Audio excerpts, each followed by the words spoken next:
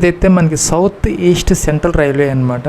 నాగపూర్ డివిజన్కి సంబంధించినటువంటి apprentice notification అయితే ఇష్యూ చేశారు. దానికి సంబంధించినటువంటి అప్లికేషన్ ఆన్లైన్ ప్రాసెస్ కూడా స్టార్ట్ అయిందనమాట. ప్లస్ మనకి 19 May 2026 అయితే స్టార్ట్ చేశారనమాట. ఇంకా లాస్ట్ డేట్ వచ్చేసరికి మనకి 18 June 2026 దాకా టైం అయితే ఉందన్నమాట. ఎటువంటి ఫీజు లేదు దీనికి, ఎటువంటి ఎగ్జామినేషన్ కూడా లేదనమాట. ప్లస్ మీరు చూసుకున్నట్టయితే కనుక ఇది ఓన్లీ ట్రైనింగ్ అనమాట. 1 సంవత్సరం పాటు ట్రైనింగ్ అయితే ఇస్తారు మీకు. ఎక్కడంటే సిఆర్ నాగపూర్ డివిజన్ అనమాట. దాంట్లో ఈ కొన్ని వేకెన్సీస్ ఉన్నాయి, దాదాపుగా 977. అది కాకుండా ఏంటంటే మనకి SCCR వర్క్షాప్ అనమాట, మోటీబాగ్, దాంట్లో కూడా ఒక 1 or 2 వేకెన్సీస్ అయితే ఉన్నాయి.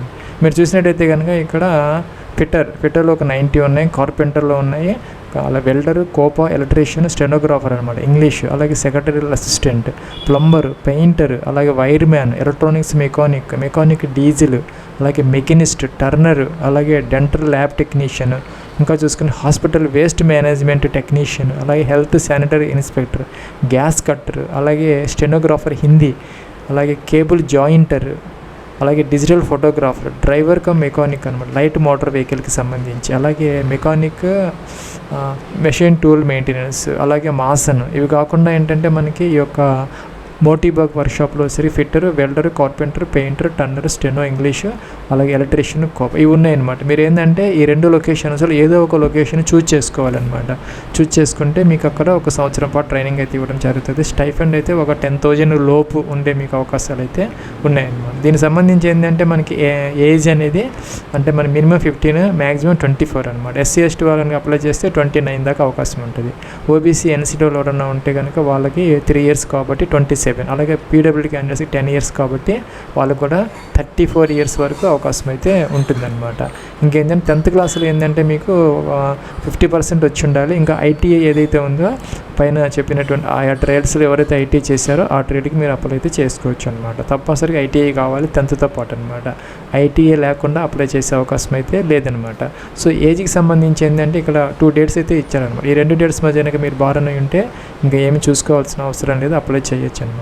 ఇక్కడ ఏంటంటే UR క్యాండిడేట్స్ వచ్చేసరికి జనరల్ క్యాండిడేట్స్ 19 May 2002, అలాగే 19 May 2011 అనమాట. అలాగే OBC వాళ్ళు వచ్చేసరికి 1999, 2011, అలాగే SC/ST వాళ్ళకి సంబంధించి 1997, 2011 అనమాట. అలాగే ఎక్స్ సర్వీస్ మ్యాన్, PWD క్యాండిడేట్స్కి సంబంధించి 1992, 2011 ఇలాగనమాట. మీరు చూసుకుంటే మీ యొక్క DOP కనుక ఈ రెండింటి మధ్య ఉంటే సరిపోతుంది అనమాట. ప్లస్ ఇంకా అప్లికేషన్ ఆన్లైన్ ప్రాసెస్కి సంబంధించి NAPSలో మనకి అకౌంట్ ఉండాలన్నమాట. ఇది ఏంటంటే అక్కడ ప్రొఫైల్ కంప్లీట్ చేసుకొని 100% కంప్లీట్ చేసుకొని అప్లై అయితే చేయొచ్చు అనమాట. ఎటువంటి ఫీజు చేయాల్సిన అవసరం లేదు, ఎటువంటి ఎగ్జామ్ కూడా దీనికి లేదనమాట. ఇంకా ఏంటంటే OBC కోటా కింద మీకు కావాలనుకుంటే మీకు సెంట్రల్ ఫార్మేట్లో ఉన్నటువంటి ఆ యొక్క కేటగిరీ సర్టిఫికేట్ అవసరం అవుతుంది అనమాట. అలాగే చూసుకుని SC/ST వాళ్ళకి కూడాను ఆ సెంట్రల్ ఫార్మేట్లో ఉన్నటువంటి అది ఉంటే కనుక మీకు రిలాక్సేషన్తో పాటు ఆ యొక్క వేకెన్సీస్ అనేది మీకు వస్తాయి అన్నమాట. ప్లస్ మీకు కనుక NAPSలో అకౌంట్ ఉంటే డైరెక్ట్గా ఇక్కడ మన అప్రెంటిస్షిప్ india.gov.in అనమాట. స్కిల్ ఇండియాకి సంబంధించి సెంట్రల్ గవర్నమెంట్ ఆఫ్ ఇండియా ఇది వెబ్సైట్ అనమాట NAPS. ఇక్కడ ఏంటంటే మనకి రైట్ సైడ్ టాప్లో క్యాండిడేట్ అని ఉంటుంది, లాగిన్ రిజిస్టర్లో క్యాండిడేట్ అని ఉంటుంది అనమాట. దీని మీద క్లిక్ చేస్తే మనకి ఆల్రెడీ అకౌంట్ ఉంటే కనుక ఇక్కడ ఈమెయిల్ ID క్యాప్చా ఎంటర్ చేసి సబ్మిట్ అంటే మీకు ఒక OTP అనేది వస్తుంది అనమాట. సో OTP ఎంటర్ చేసేస్తే లాగిన్ అయిపోవచ్చు, ఈజీగా అప్లై అయితే చేసుకోవచ్చు అనమాట. లేకపోతే కనుక ఇక్కడ ఏంటంటే మీరు రిజిస్టర్ యాజ్ ఏ క్యాండిడేట్ అని చెప్పేసి మీరు ITI స్టూడెంట్ కాబట్టి టిక్ ఆన్ చేయాలన్నమాట. రోల్ నెంబర్ ఇవ్వాలి మీ ITIకి సంబంధించి అనమాట. ఫైన్ డీటెయిల్స్ అంటే ఆటోమేటిక్గా మీ యొక్క డేటా అనేది ఫెచ్ అనేది అవుతుంది అనమాట. సో మిగతా అప్లికేషన్ ప్రాసెస్ మీరు కంప్లీట్ అయితే చేసుకోవచ్చు అనమాట. ప్లస్ మీకు కనుక అకౌంట్ లేకపోతే మీకు ఎలాగా అని అనుకుంటే మన ఛానల్లో అయితే మన గతంలో NAPS గురించి ఒక వీడియో అయితే చేయడం జరిగిందనమాట. అది చూసుకుంటే మీరు స్టెప్ బై స్టెప్ ఈజీగా అయితే మీరు ఒక 100% ప్రొఫైల్ కంప్లీట్ చేసుకొని KYC ఉంటుంది, అది కూడా పూర్తి చేసుకోవాలి. బ్యాంక్ డీటెయిల్స్ కూడా మీరు అక్కడ ఎంటర్ అయితే చేయాలి, ఎందుకంటే మీకు దాని ద్వారా మాత్రమే మీకు స్టైఫండ్ అయితే ఇవ్వడం జరుగుతుంది అనమాట. ఇలాగ మనం చేసామన్నమాట గతంలో NAPS రిజిస్ట్రేషన్ ప్రాసెస్.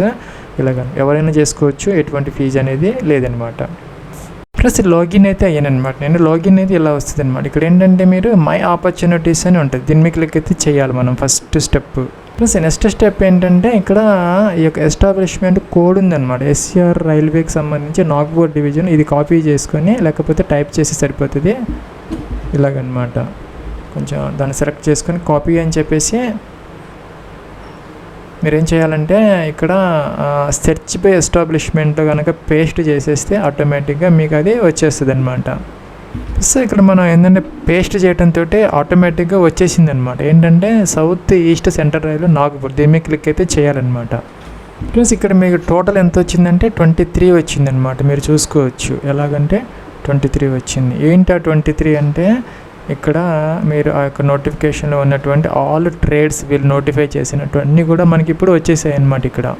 సో ఇక్కడ ఏంటంటే మీరు దేనికి అప్లై చేయాలనుకుంటే మీరు చూసుకోవచ్చు అనమాట. ఇక్కడ కంప్యూటర్ ఆపరేటర్ కోపాకి అప్లై చేయాలనుకుంటే south east central railway Nagpur 19 మే స్టార్ట్ అయింది అనమాట.